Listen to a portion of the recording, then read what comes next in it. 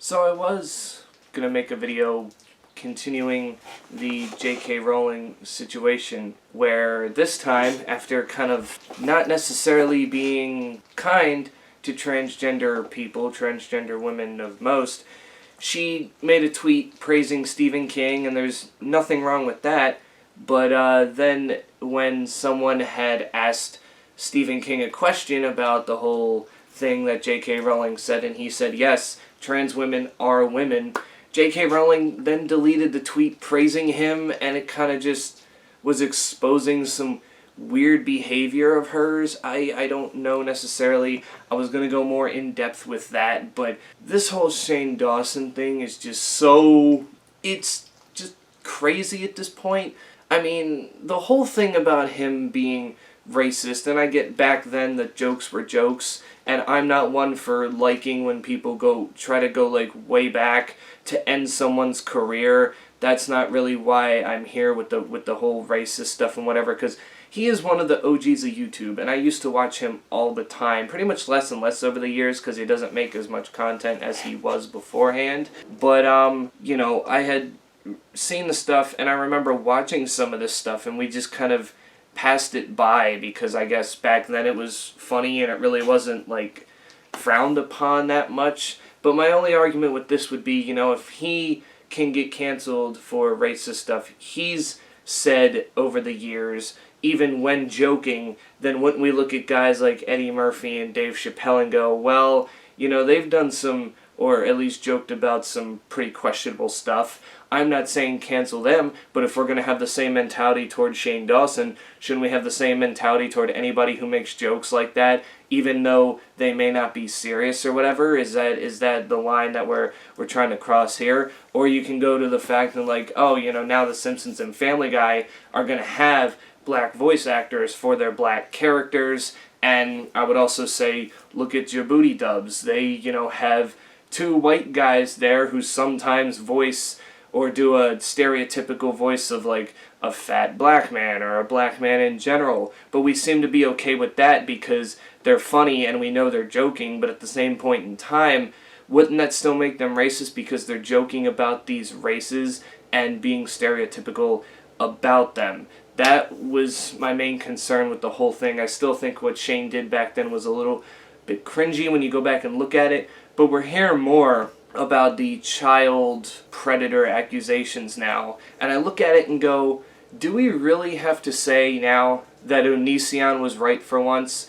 Because sometime last year, Onision was trying to out SHane Dawson as some sort of child predator, and SHane Dawson fired back with a video saying, I am not a child predator, and we believed Shane over Onision because Onision had a history of lying and manipulating, whereas Shane we kind of saw as the, you know, legit, like, genuine YouTuber who would do no wrong and stuff like that. And now it's coming more and more to light, and we're looking at what Onision said just last year and going, you know what? Maybe you weren't wrong. I mean, you have your own problems going on right now, but can we at least give him kudos on this one? I'm not an Onision fan, and I'm saying this because he tried to speak out about it before anyone else, and we turned him down because of his past history on YouTube, and now all of a sudden here is this accusation, and I've seen some of the old videos and they are kind of weird and gross, especially him talking about sexual stuff with his 12-year-old cousin. It doesn't matter if you're a family member or what have you, that stuff is just gross overall to even talk about with anybody underage. I just don't understand, and his ex-girlfriend also did that too. And now there's this whole thing about Tati Westbrook. I didn't watch the 40-minute video. I've seen some of the highlights from all the other videos where she ousted Jeffree Star and SHane Dawson about her Bye Sister video that she made about James Charles, I think also last year, if I do recall, saying that they both manipulated her, by both of them, I mean SHane Dawson and Jeffree Star, manipulated her to make this video about James Charles, trying to cancel him and whatnot, because this was also around the same time that James Charles was dealing a lot with his, you know, child predator accusations, or not necessarily child predator. He was just trying to manipulate people. Like if a boy was, or a guy was straight or said he wasn't sure, he would try to manipulate them into thinking that they're homosexual or something like that, which is wrong. You don't kind of force that on someone. You let them figure it out themselves.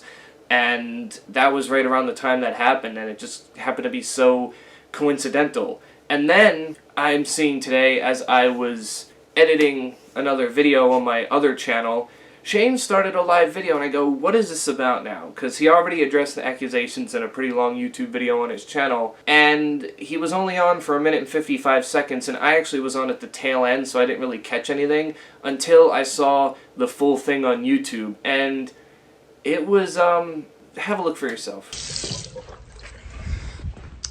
This is insane. This is insane. This woman is a fucking... I'm gonna wait till as many people get in here as... Keep playing it. Keep playing it. I didn't know I was making a video. So how is it that so many editorial outlets knew that something was coming before I had... Because you message drama channels! Oh my god. Oh my god. I struggled with the decision Oh my to god. film my video for days. The night before I did film, Jeffrey sent me what he claimed was an audio file from an alleged victim and told me to listen to the pain in their voice. The audio was clearly a small portion of the conversation. It wasn't enough for me to contact the authorities. It was enough to scare me. Well, then why would you make a video on the matter claiming these allegations? Because she is a fucking... I can't. I don't want to say mean things about people. This is insane. This is insane. This person literally... Oh my god. Oh my god. Okay, sorry. Keep pressing play. I need to get through this video so I can fucking... Oh my god. As a victim of abuse myself...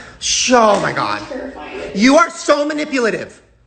To think of facing public... You're fake crying. You are fake crying. You are fake crying. That is not real. Oh my god. Oh my god. Contact authorities. Oh my god. Oh my god. It was not my Oh my place. god. I was molested. I have been... Oh my god. Victim. That is not... And I made no mention of it in my video. Oh my god. Get off.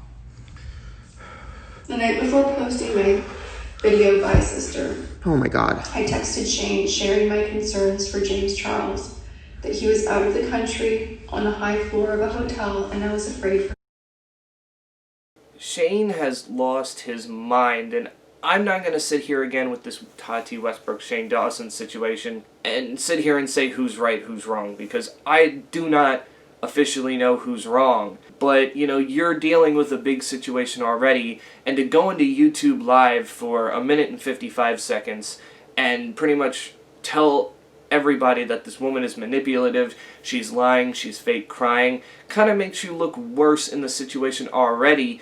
And then you hear Ryland kind of tell him, hey, get off at the end, like kind of upset. And it seemed like Ryland was mad at Shane, but he recently put out a tweet defending Shane on this situation, not the other situations. We don't know. He hasn't talked about the other situations about Shane, just this situation in particular.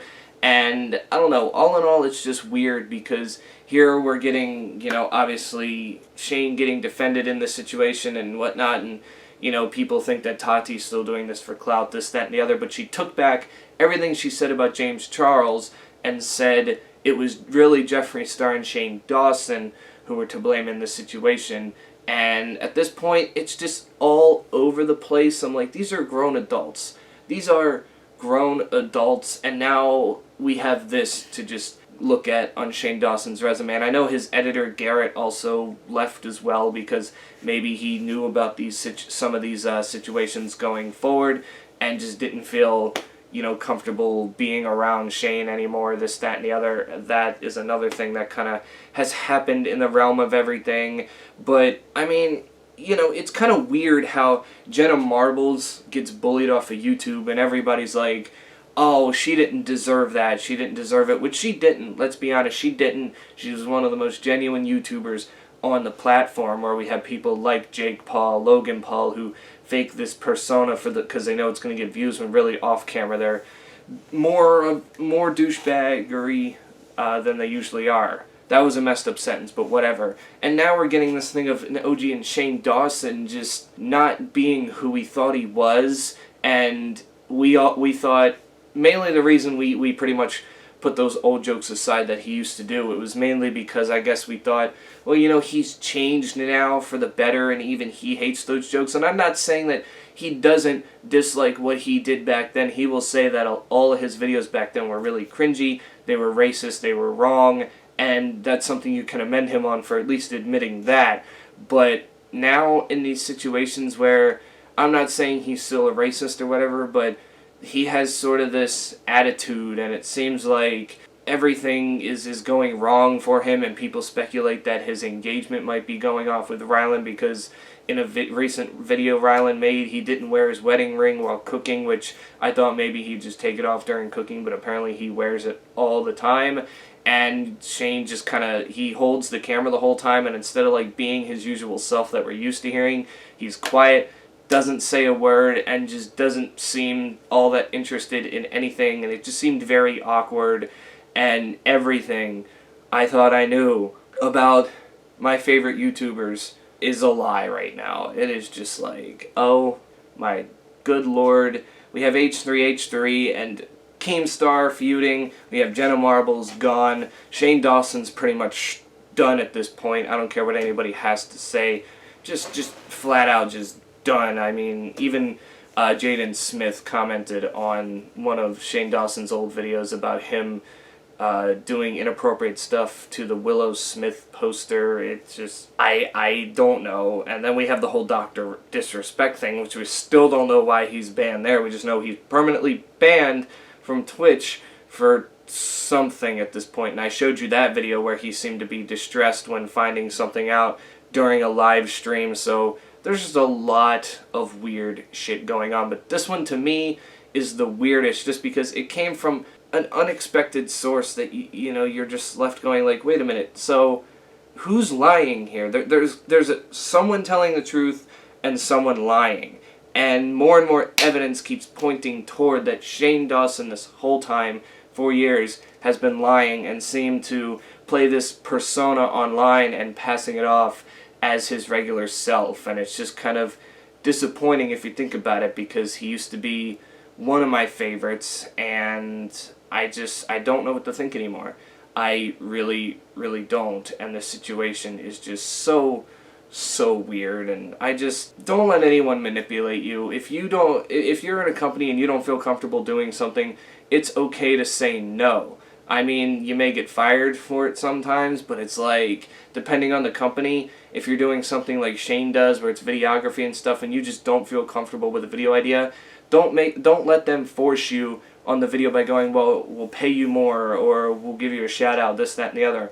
Don't fall for shit like that, because then it'll show that you're vulnerable, and they'll keep doing it every single time, and it'll just make you feel worse and worse and worse and worse. And if it comes to a point where you feel you need to cut them off, then it might be the best thing to do. Don't even think about it, just do it, because if you're at that point where you're like, they're doing this to me, should I cut them off?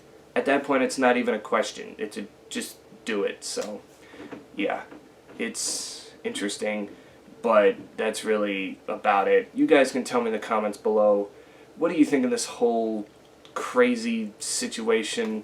Who do you think's telling the truth? Who do you think's lying? Is there truth on both sides? Is there lies on both sides? It's all just like, ugh. I just, YouTube has been weird. I don't know. Part of me wants to just not do YouTube for a while either, but I got people to entertain, and the person you see on camera here is the person you see in real life as well. So, yeah. Anyway, hope you're staying safe out there. And until then, I will catch you all in the next one.